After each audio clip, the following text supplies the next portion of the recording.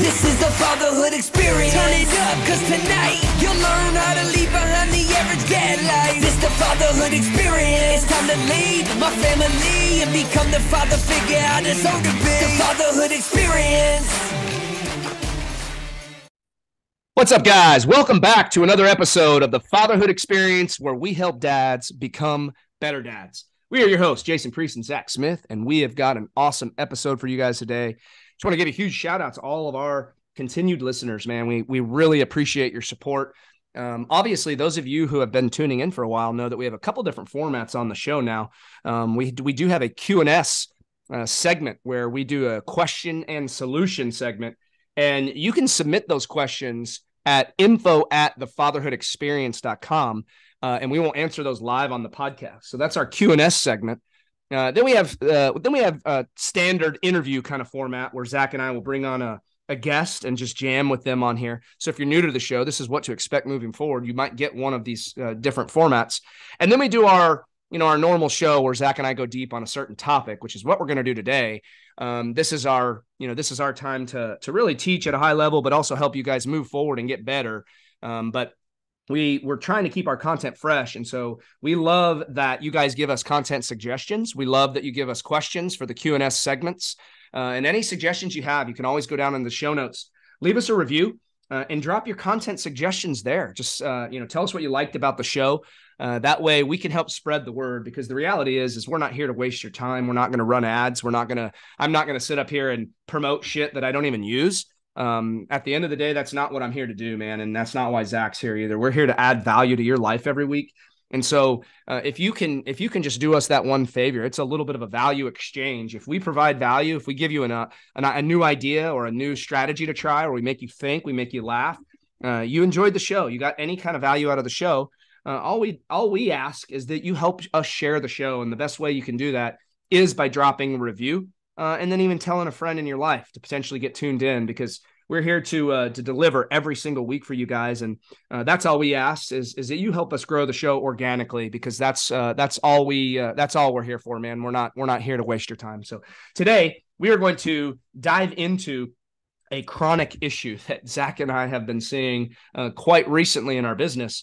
And you guys can probably imagine, for those of you who don't know, we do have several different programs that we offer for guys. It's not just the podcast, right? So we help guys with just basic fitness. We help guys dial in all of the four core pillars of health that we teach: sleep, stress management, nutrition, and fitness, with a very strategic system that we teach.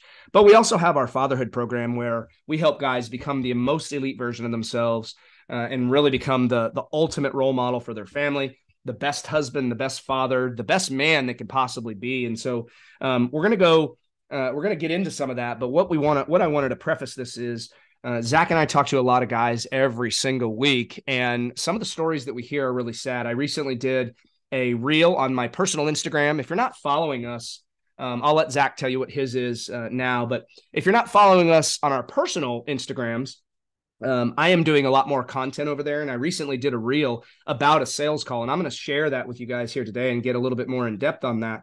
But if you want to follow me, mine is at Jason A. Priest, and that's my handle. And then you can follow our business page at The Fatherhood Experience. And so I'm going to turn it over to Zach. Zach, what's up, dude? I know you are finally over the jet lag. So what's going on in Zach world? I know Valentine's Day. This is the day after. We're recording the day after Valentine's Day, just so you guys have a little context here, because I'm not exactly sure when this show will come out. But what's up, dude? What's going on in your world? Not much. Like I said, I have successfully overcome the jet lag. It made it a little bit difficult because when I came back, first and foremost, I'm on the opposite side of the world. Second, I still have a kid that wakes up a couple times a night and all you hear little footsteps, and he ends up in your room in the middle of the night. And then my birthday was literally like 3 days after I came back. So we went out that weekend, and it's funny. And look, I don't really go out a lot on my birthday. This is the first time I've actually done something for my birthday since I was 30. And at that time I was sober. So I didn't even do anything crazy that time either. I was just hanging out with a bunch of friends. So it made it a little more difficult, but that's just the way timing goes sometimes. But hey, I'm back. Let's fucking love it, dude. Love it. Yeah. And, obviously you and I chatted a little bit before the show about the topic, and today's topic is really about asking for help and the trend that we're seeing right now in this sad world. And I feel like, and I'll get into my call here in a minute, and I'll let you share too. But I think the at the end of the day, man, like we've talked about this quite a bit on the show, and I believe that we've created a culture of men that's been conditioned from a young age to not ask for help. Right? We've gone over it before, but I'll kind of review the big boys don't cry mentality, or the rub some dirt on it, it'll be okay mentality. And it's created a culture of men who internalize their problems, they internalize their struggles, and you go through life and the progression of life.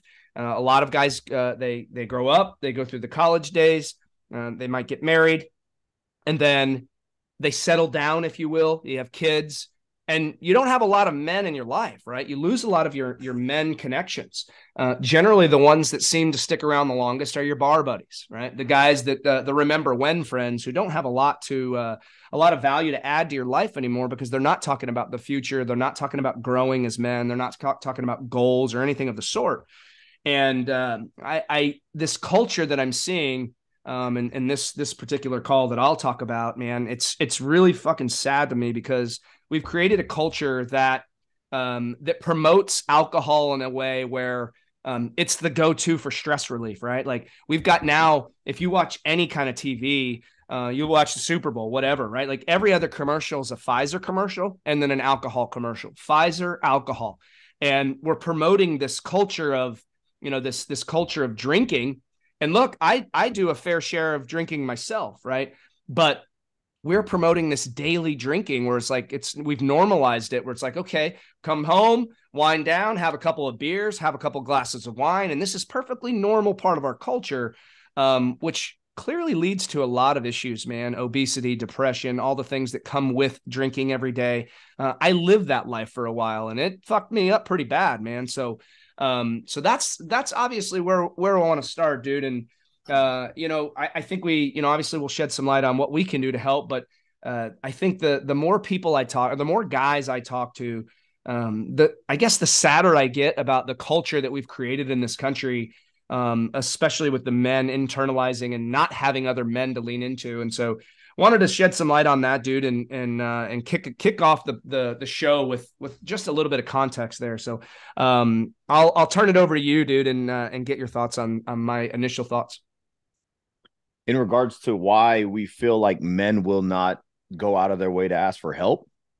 Yeah, well, not just that, but like your opinion as a whole on the culture that we've created, because ultimately, you and I deal with it every day. We're in the trenches. And when I look back and I take myself out of the business, which is pretty hard for me, as you know, but when I do step away and I stop thinking about business, I look around and I see a lot of the drinking culture being normalized. And I think that it's a dead end road for a lot of guys. I'm not going to tell you that my habits are the healthiest all the time. I've reduced my drinking quite a bit this year, but we're only in February, man. And like, there are times where I drink more than I should. But I can tell you that only happens on the weekends. I come from a place where I was a daily drinker, and I got pretty obese when I was a daily drinker. It was part of my weight gain. And so, but here's where I will interject now. Here's where I have some thoughts on this. This is the difference between the normal person in America, the average person in America, and people such as ourselves who have implemented and put into play these systems that allow us to do those kinds of things, right? The difference between what we do versus what we're taught is we're taught to drink beers every day. We're taught to drink beers to celebrate. We are taught to drink beers just every single day as it pairs with meals and this and that. Yeah, like there's a pairing for every fucking drink. Yeah, right? And people have adopted this mentality of when something's bad, you also drink for that too. So it's kind of, we're creating a society where people are utilizing food and drinks to pretty much escape something, anything, whether it's positive or negative or even neutral. Right. Yes. I just got home from work. It was a long day. I'm going to drink a beer. I just got laid off from work. Fuck. I'm going to drink. I just got a promotion. Yes, I'm going to drink. Mm-hmm. That is how the average American thinks. That is the fucking problem. Now, you said you do your fair share of drinking. Shit. I've done more drinking in 2023 than probably a lot of people listening to the show right now, because I was at my friend's bachelor party in the Philippines for about a week and a half. And trust me when I say I drank a lot. Okay. I understand. I drank a lot and I was awake for a long time. I did everything that was ass backwards and completely opposite from what we normally teach people. But here's the thing, like you said, I don't drink as often as you, but when I do drink, I tend to drink a little bit more. What is that worse? Maybe, right? Because what binge drinking they say is after what 4 drinks or something like that. Shit, Sure. I was a binge drinker every day. We'll call it that, okay? And that's perfectly fine because look, I'm not super fat and obese right now because Right. again, the systems that we put together to allow us to do this, which is part of sustainability, dude. I think a lot of people, they first and foremost, they think that if you're healthy, you don't drink. You eat all organic food. Everything's 100% freshly made. You know what I mean? That's not the way that it works. That's not the way that it works, man. It's weird the way that people think that you achieve a body that's like this. You don't need perfection. You just need progression, like we say all of the time. You just need to stack more net wins than net losses. That's all it really is. Whether it be from me drinking more in one sitting than you, or you drinking less but more often, it doesn't matter because it nets out to be exactly the same. We're stacking more net wins than losses. But going back to what you're saying, the problem in society is that we've conditioned ourselves, and we have been conditioned by media and not just media, but I should say by companies, corporations, through marketing to utilize these as just outs, as escapes, as ways to celebrate something good or to outdrink something bad. It's just it's wrong.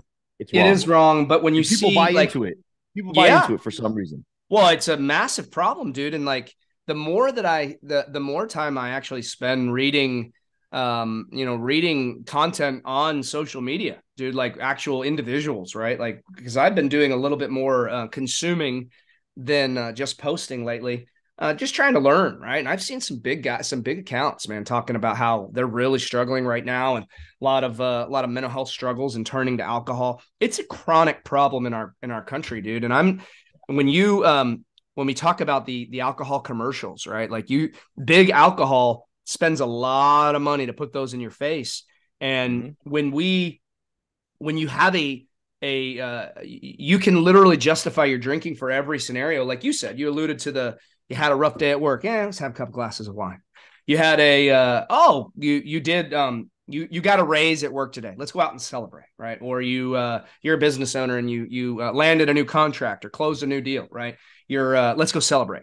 And I get that to an extent, but when you start to get into that cycle, right, it's a reason you have a justifiable reason to drink every day. Like my wife and I have gone through periods. Now she's not a daily drinker by any means, but my influence on her and her influence on me is very real, right? So if I go into the weekend saying, I'm not going to drink on Friday, and then she wants to have a couple glasses of wine, I'm like, what am I probably going to do? And so it's very easy, especially with, it's almost like a guilt by association that you get guilted into it, but it's only your own psychology justifying another reason to do it.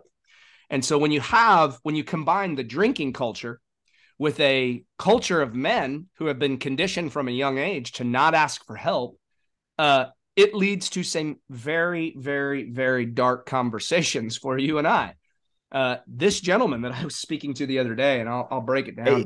Hey, real quick though, Yeah, before you go into that, I just want to add too, because look, Super Bowl Sunday just passed, right? There was a lot of alcohol commercials. There was a lot of alcohol. So what I learned a long time ago in one of my marketing classes, when way back when I was in school still, was they talked about the price of having those commercials, 30-second advertisement. I think Coca-Cola spent like 8 million or something crazy like that, so whatever it may be. So we'll say 30-second commercial, 7-8 million, whatever it may be. Yeah. Most of these advertisements, guys, they're actually not profitable, but what they do is they pay that money anyways, understanding that it's going to be a loss for them for that particular ad, but it's to keep that shit at on top of mind. So when you are ready to make that decision, you're going to buy their shit. So companies are paying literally millions and millions and millions of dollars to make sure that you keep their shit in your life. And when you succumb to that, the marketing works. When you buy into the shit that they tell you to do, the marketing works. And then when you start going in the wrong direction in life, you're just like, hey, what the fuck happened here? Think about it. Yep. That's all marketing is. Marketing is just getting you to do something that they want you to do. That's really all it is. So it's just something to think about, guys. If you're going in the wrong fucking direction, think about what you're consuming in life. Because if it's a lot of TV and commercials and you're doing the shit that you see, it's your fault. They got your ass.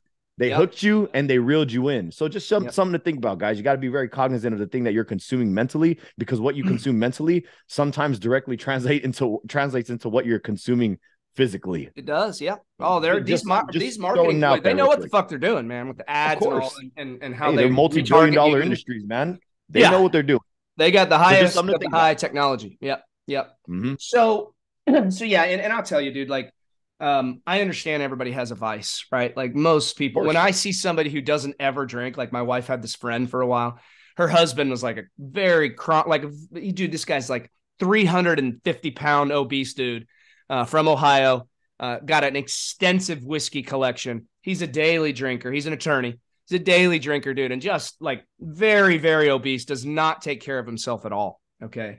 And this lady doesn't drink a lick, dude. I've literally never seen her drink an ounce of alcohol. I got some fucking radars off on her because she doesn't use any substances.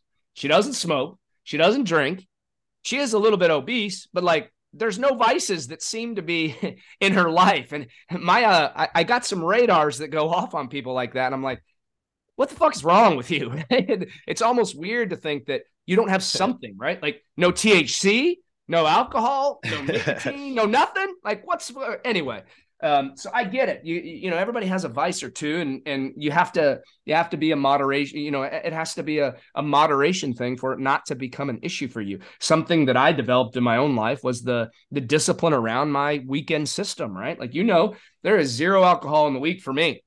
And I've cut it out on Sundays as well. I did drink on Super Bowl Sunday and I regretted it the next day. So I'm glad that I regretted it because it showed me why I don't drink on Sundays anymore. So Friday and Saturday night are generally my only 2 days, but I've created the discipline around this system, knowing that I'm going to be able to have that then. I can't have it now, but I can have it later mentality. And it works for me. It doesn't work for everybody, right? Some people are an all or none kind of guy. And so this guy that I was talking to on the sales call the other day, he was just desperate, dude. And I feel really bad for him because he desperately needs the fatherhood. And he presented it to his wife and she just shot it down, which tells me that he's got a history of, not following through with what he says he's going to do. The guy's about 70 pounds overweight and he drinks 8 to 10 beers a day. He comes home, likes to play in the garage after work, does the wrench and hammer and drill thing, and has 8 to 10 beers. And he told me that bad. That's bad, dude. That's so bad, man. Yeah. And then goes to bed, right? Shitty sleep, calories galore, stress, continuing. It's a vicious cycle. I don't have to fucking go hormones out of whack. Now you're craving all day, the next all day. Of it. And so he told me that his kids ask him if he remembers key events in their life. He's got a 7 and a 10-year-old, dude. And they don't remember. Most of the time, he doesn't remember the key events in their lives. He says he feels like these kids' lives are flashing by. And I commend the guy for asking for help. But he's in a very big bind now because his wife is really against the idea. And she said, "You do whatever you want. You handle it. If you want to do it, you do it. What yada yada yada." And now he's like, "Well, fuck, I'm broken inside, man. I know I need this, but now I've got this thing with my wife going on, and so I don't know where it goes. I want to help the guy, but if he, obviously we got a business. I can't help him for free. And so, I did everything I could via text with him. But the reason I wanted to bring this up is because the guy, I commend him for at least raising his hand and asking for help. And maybe eventually he comes around. But the reality is, dude, is most guys don't ask for help. Most guys are in that position. And they just continue to struggle and they don't find their way out, right? Like that's a road right now where he's going to go down and continue to feel more and more guilt around his inability to be a good father, to be a good husband. He's not leading by example. And maybe he pulls his head out of the rut and figures it out on his own, but I know how much that we could help him. And so I wanted to share that story simply for the fact that I'm starting to see this more and more often on my calls. And I know that you are as well, with these guys that are they just get into a very, very, very dark place, right? Mentally, physically. And a lot of it is self-inflicted wounds, right? I've talked about before on the show where, people choose their own depression. And why would anybody choose that? Well, when you're choosing not to do the things that you know are going to help you get out of that hole, you're essentially making the decision to stay in that hole. And that's a choice, right? And so I wanted to touch on that, dude. Have you even, I know you've had a lot of really dark calls as well, but have you had any calls? Have you seen a trend in the guys that I've just described like that? Dude, all the time. All the so time. Sad, man. It's the saddest thing in the world, man. But the reality is, if you're not willing to do what it takes to get where you want to be, because look, information, something we haven't said in a long time, but we don't lack for information. We lack for application, right? If anybody wants to get in shape, Google that shit right now. Google how many calories you need in a day. Google a workout regimen, and you could literally do it yourself.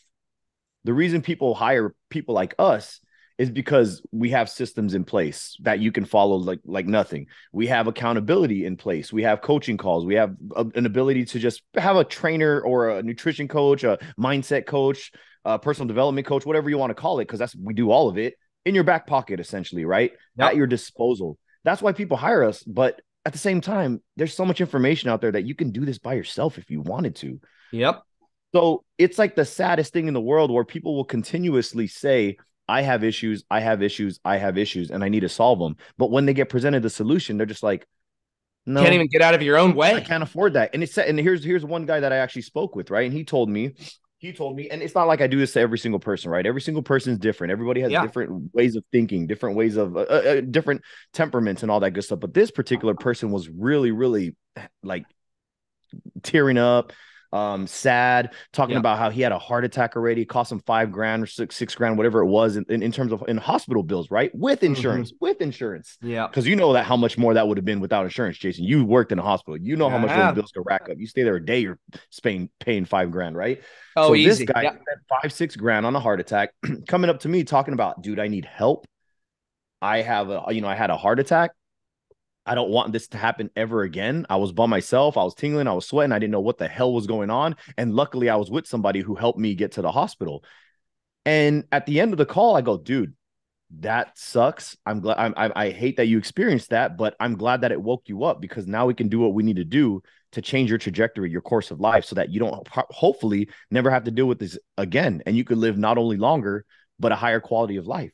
So I present him a solution. And what he says is, I can't afford that. I can't do that. I go, how the fuck did you pay for your heart attack?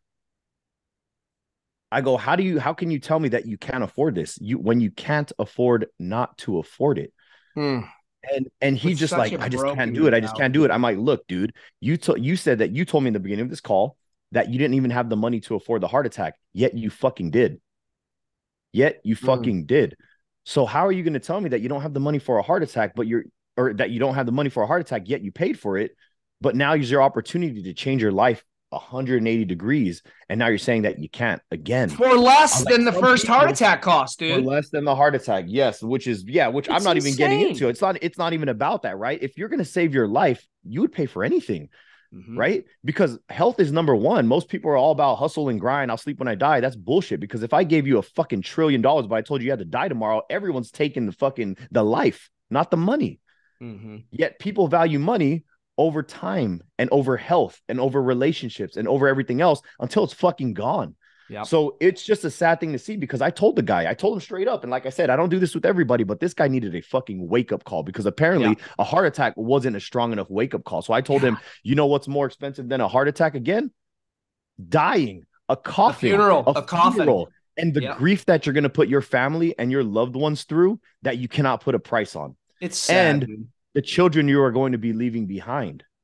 I go, dude, what the fuck is going through your mind that makes you get on a call with me just to tell me that you can't afford it? And it's like you said, like I wasn't even going to go there, but it's cheaper. What we charge is cheaper than what that fucking heart attack cost this guy. Significantly. And the crazy part is, dude, you've gone through on the application and seen our page with all of our guys talking about how much it's changed their life. And all you got to do is come in and put in a little bit of work, man, and get the guidance, support, and compassionate care you need to change your whole entire fucking life. And you still are hanging on to a few dollars that literally are your ticket to freedom. It doesn't make sense, dude. It makes no sense. That's why I said, dude, what do you plan on doing? Just holding on to that money until the day you die and take it with you It's to your just grave? sad, dude. Like, It makes no sense to me. no. And look, I'm not talking shit about this guy. All I'm trying to do I is get share it. this story so people understand who are chronic excuse makers, chronic, I can't do it or I can't afford it people. Yeah. Get the fuck out of get your head out of your ass. Yep. It's head Get your head trash out of is your what it ass. is. Get that trash You out need of to your head, dude. That's right, dude. And then on the other end of the other end of the spectrum, I want to talk about somebody else who actually took fucking action because look, this guy, where do you think he's at now? Knock on wood, he's still alive. Yeah. But where the fuck do you think he's at now? Still In stuck. a worse position. Because based on where he was going, it was the wrong direction. And just because I told him that shit, just by me hearing him say, I can't afford that, nah, he's still 2 feet out the door. So I guarantee you, hopefully he's still on earth with us. Like I said, knock on wood, man. But I guarantee you he's in a worse position now than when he was when he talked to me. I hope he's not, but probably is. Now I want to talk about real quick, very, very, very briefly, another guy who is, I'll name him by name because he joined our shit and he's crushing. Anthony Violante. You know this fucking guy, right? Yep. Absolutely dominating your life. Got on a call with me, was reluctant, was hesitant, worked with an RD, had a little bit of results, but he said, didn't stop working, right? Stopped working, stuck at 265 pounds for months, multiple months, working out 6 to 7 times per week, 2+ hours at a time, sometimes double days. This guy, he was hesitant too. In the end, I'm like, dude, how would you like to work out far less and get much greater results? He's like, I don't know. It doesn't sound right. There's no way. Give me 90 days, Zach. And I go, look, dude, what's the difference between joining us now and joining us in 90 days? He goes, what? I go, if you join us now in 90 days, you're going to be so happy you did. If you wait 90 days, you're going to be so pissed that you wasted 3 months of your life. He said, shit, fair enough. Joined us. Guess where he's at now? From 265 to about 245 right now and dominating and crushing and going because he's still at the very beginning stages of joining our program. This is what happens when you take action. This is what happens when you stop the excuses. This is what happens when you believe in yourself and you invest in yourself. This is what happens. Dude. Fuck the money. It's about the health. It's about living life to the highest degree possible. The asset we can't get back is time. Fuck the money. It's about living your best life sooner than later. Yeah. That's what it's all about, man. That's what it's all about. I think that's a great place to close shop, but I want to let you guys all know, man. Today might have hit you in the feels a little bit. It might have been a little bit of a wake-up call. But at the end of the day, man, we're here because we care. We're here because we know that what we have is extremely special for dads who are looking to turn their life around. And so get into our world, man. Go into the show notes. We've got 4 options for you. We got a free program. If you have not started our free program yet, you are wasting time on getting potential amazing results with a free 60-day program. The feedback, even if you pull a couple of nuggets out of this program and implement them into your life, a couple of the habits that we teach in there, you will feel significantly better. That is thefatherhoodexperience.com/LP60. Just go to thefatherhoodexperience.com/LP60. Okay. If you are looking for more than free, but you don't have a lot of spare cash, but you want to get into our fitness app, you want to be able to track everything. You want to get into a private group with a bunch of other dads that are going on a similar journey as you. You can go over to www.fitnessfordadsbydads.com. $10 a month gets you into our world and get you a live stream with us so that you can learn directly from us on a monthly basis and even a little bit more frequently. So that is www.fitnessfordadsbydads.com. You can also go to fitfatheraccelerator.com. If you're looking for some coaching and you want to get the fitness piece dialed in, you want to work with Zach and I, and you don't have a whole bunch of money to invest in yourself, right? You're like, it's tight, but I need this. Go to fitfatheraccelerator.com, and that's $147 a month. Okay, $147 a month to get coached by Zach and I and have a private group where you'll have access to us to help you move through your journey. All right. And then if you are ready for a full life turnaround and you want to change your life for the better, you're ready to elevate your life and become the most elite version of yourself, then go into the show notes, send us or click on those links. I can give you a direct link to our coaching program, but it's a little bit long. So you can message us directly on Instagram at The Fatherhood Experience or myself at Jason A. Priest. Or I believe our text number is down in the show notes, but if it's not, go through one of those links, get our email me directly if you need to, jason@thefatherhoodexperience.com, and we'll have a conversation about potentially bringing you into the fatherhood and helping you become the most elite version of yourself. So you got lots of resources. You got lots of options. Today's Momentum Monday. Get out there, crush it this week, and we'll see you guys next week in our next episode. Have a great week.